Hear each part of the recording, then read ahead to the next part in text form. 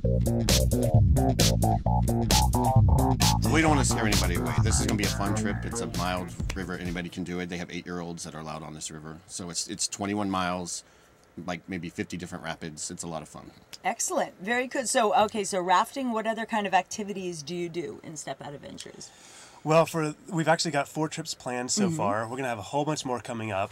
This is just the start of our company, and we're picking up steam. We're going to be opening up to a whole bunch of different activities.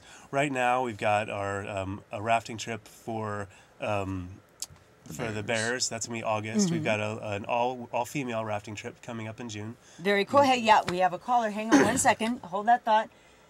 Hi, caller. You're on the air. Yeah, hi. I was wondering. I see that it's a company that's designed for sort of gay adventure trip. I'm wondering, is it also like if I have straight friends or various, what if my parents wanted to go along, like that kind of thing? Are they welcome to that sort of thing, or how does that work? Okay. Yeah, of course. We don't want to segregate off. We just want to make sure people understand that it's a gay tour company. But we're not limiting it. If you are gay friendly and you realize that it's going to be gay people on the trip, then everyone is welcome. I think there is definitely an environment when a bunch of gay people get together, they feel a little more comfortable. So we're trying to create that environment, but I think people that are gay friendly can also create that environment. So yeah, everyone would be welcome on our trips. Terrific. Great. Thanks for your call. Thank you. Thank you. We're getting a lot of interest. We've been out in our life jackets through the Castro, and we do get a lot of attention. And we have actually expanded now to have that one trip for women also. So that's and explaining a very interesting marketing technique for the lesbian tour. Now you're out in your jackets with a wig on. That was just a thought. Yeah, we're probably going to do that though. We don't have the lesbians working for our company yet. It's just going to be us for a while. So that was my thoughts. Very good. And nobody will even blink an eye. Not at all. So what is it like to start a small business in San Francisco? Easy peasy? Is it? It's cake. Starting a business is just the easiest thing you've ever done. Okay, right. Yeah, it's a very difficult undertaking. A lot more difficult than we'd have ever thought. We start this business, and I've always wanted to start it for a long time. And I want to be outside doing adventure travel. I want to be doing all these activities. But now the business side of it, we actually have to market ourselves. We have to come up with, Nice marketing. That's marketing. Market away. That's marketing. Always kidding. Marketing. I get it. So it's been a learning experience without a doubt, and a lot of hard work. The thing is that we both are so passionate about it that we work at it all the time just because we want to. And we're actually really enjoying figuring out new ways to market, figuring out, getting creative with the marketing, and it's been really fun, and also getting to meet new people. Like, we're out on the streets. I've met more people in the past few months of us marketing this thing that I've met for my 2 years in San Francisco, because we're out talking to people, and we realize that we're we are ambassadors for our company. So we're out and about trying to talk to people and get interest, and just meeting a lot of good people everywhere. And the response that you're getting is positive as far as people getting another thing to do beside going to the bars and going to the parties. We've gotten a really good response. Like, we're creating it's been sort of a buzz like that we've found. People see us on the street, which is our ideal. There's those half-naked men in the life vest. That's us. People have said, I saw some people out on Life Fest the other day. They were doing something that you guys were doing. We're like, oh, that was us. Nice. We're known as the Adventure Guys, so we are creating a buzz. That's a great thing to be known for in the Castro, the Adventure Guys. I like that. So you start the small business, and during the time when the economy is just in the toilet, and I'm sure you're starting to get more people actually coming out and thinking that maybe they've lost their job and they want to try something and really push themselves. Is this something you're seeing, people who are trying to adventure now, midlife, to have some fun and get out there?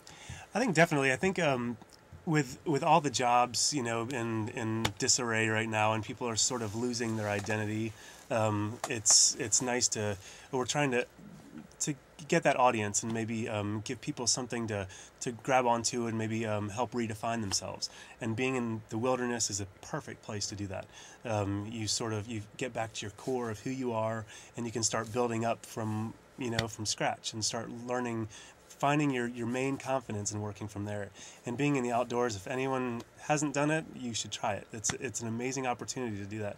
It's very easy to reflect, get away from the phones, get away from work, schedules, computers, Facebook, all that stuff, and just get out into nature and figure out who you are. We also, it's also kind of a good time because people are kind of hurt financially. So we're trying to come up with opportunities for people that are close to home. It's hard to travel cross country and across the seas right now because everything's so expensive. So we're trying to give some opportunities that are close to home that aren't breaking the bank. Something you could do that's different, fun, adventurous, but not going to hurt you financially too much. And this is such an amazing city to be in the Bay Area, to have all this access to such beauty. I mean, just within 4 or 5 hours in any direction, you're going to find something amazing. And to be able to make it something that's not too expensive and get out there and really try it. So do you have a hard time pulling phones out of people's hands when you're going on the trip? I mean, I can imagine they're just like tweeting as they're going down the river. Like, I'm on the river right now. Do you find that it's hard to pull them out of such a technological kind of existence that we've become? I think beginning, yeah, there'll be a lot of people with their phones and everything. But I think once they get out into the nature and once they get to hiking on the trails and everything, you kind of lose all that. You don't want to. You just want to just maximize the beauty and just enjoy the whole. It's a whole different atmosphere. It clears your mind and everything, and it's nice to. A friend of ours put it. Unplugged to. Oh yeah, it's funny how we have to unplug to recharge. Isn't that great? Good point. Yeah, it's true. I think it's amazing, and just with our caller that called in and asking if you can bring parents, how wonderful and how far we've gotten to be able to say, I know it's a gay adventure tour, but I'm bringing my parents too to celebrate this and enjoy this with me. And I think it's just amazing, and I'm so proud and honored to be from here and live here and bring my daughters up here. And I agree. I want to go on your tour. Now, you also have a fundraiser coming up at the end of the month.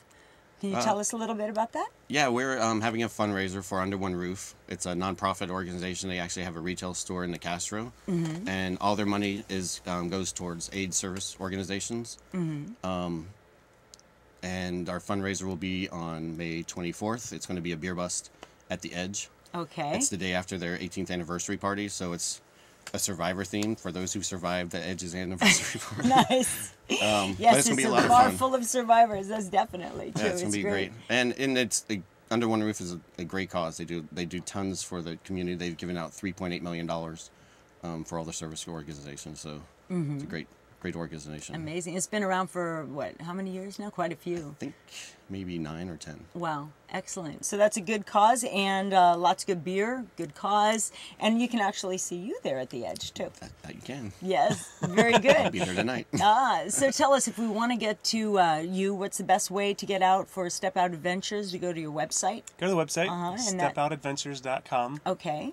And that's got all of our trips on it. We've tried to make it a really easy site to navigate so you don't have to think too much. We really want to make it as easy as possible. So if you have any hang-ups, any questions, anything that, you're like, oh, I don't know, it might be, I'm worried about my dog, we'll take care of it. We're going to handle all of that. We want to make it as easy for you as possible so you can just get out and try something new without any stress. We're going to take all that stress away. I've got a lot of experience, and I'll make you totally comfortable wherever you are. It'll be some uncomfortable situation, but all of a sudden you'll be like, wow, this isn't as bad as I thought it was going to be. Excellent. Wow. Well, Mark Boggs, Scott Naylor, thank you so much for being here. Again, it's Step Out Adventures. Go check it out. Even if you don't think you want to, you want to. I know you want to. Get out there, and thank you so much. Different. Yeah, excellent. There you go. Yeah, show us a little skin on the way out.